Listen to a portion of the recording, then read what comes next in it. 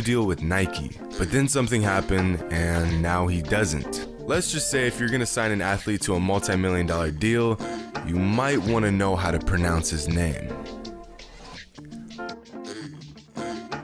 What's up everybody, it's Jimmy, and Stephen Curry has almost single-handedly taken Under Armour from a distant afterthought of a brand to a real competitor with brands like Nike and Adidas. At this point, Curry's name is synonymous with Under Armour, for better or for worse. But it wasn't always like this. To this day, Nike has the majority of NBA players locked into a deal. In fact, Nike has a staggering 95.5% of the market. The company has even signed 74% of all NBA players to a deal. 3 of every 4 NBA players has a shoe deal with Nike. Nike also has 11 of the 15 highest paid endorsement deals in all of sports, including contracts with LeBron, KD, MJ, Kobe, Kyrie, and many, many more. In the 2012 Olympics, 11 of the 12 players on the US men's team were signed by Nike. Even their coach had a deal with the big swoosh. Nike was destined to have a shoe deal with Stephen Curry. Curry's godfather Greg Bink worked for the company. Curry wore Nikes growing up and even in college. Being a high draft pick, Nike usually has dibs on most players of his caliber coming out of college. It only made sense to sign with Nike, and he did. In 2009, Stephen Curry signed a 4-year deal with the company, and aside from his constant ankle injuries, Curry had a pretty solid first 4 years in the league. But it was in that final year of his contract with Nike that he really had his breakout season. In 2013, he really found his place in the NBA, dropping 54 at Madison Square Garden, peeped the Nike Zoom Hyperfuses, and breaking the NBA record for three-pointers made in a season. We were all just beginning to see the true potential of the future 2-time MVP, and so was Nike. So it would only make sense for them to re-sign Curry to another deal,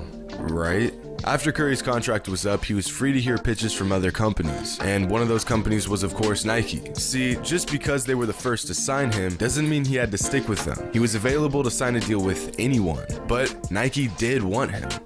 Kinda. The company set up a meeting with Stephen and his father Dell to pitch their deal, but right from the jump, something didn't seem right. Nike categorizes their athletes into tiers. No, not tiers. Tiers. The top tier being athletes like Kobe, LeBron, and KD. Well, immediately Steph could tell Nike did not see him as a top tier athlete, or even a priority for that matter. To start things off, Nike had given Kyrie and Anthony Davis their own youth development camps, but not Curry, even though Steph joined the league years before them. The next mistake Nike made during their pitch was only offering Curry $2.5 million for the deal. I mean, don't get me wrong, I'll take a cool $2.5 million to wear some shoes any day, but I'm not Stephen Curry. Under Armour, a much smaller company at the time, offered Curry $4 million.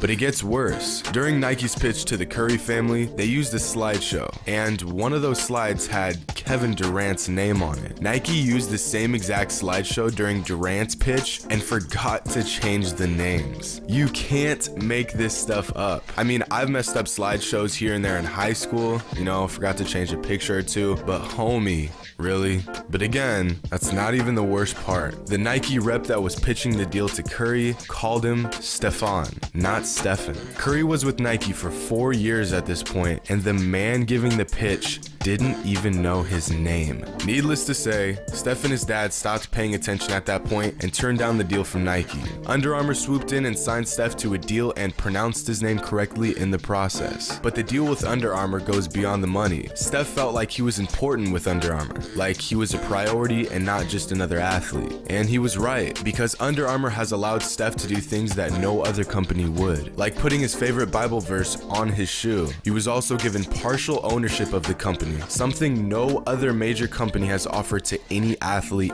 ever. And it paid off. Big time. Because in just 2 years, Curry has managed to single-handedly double Under Armour's worth from $14 billion to $28 billion.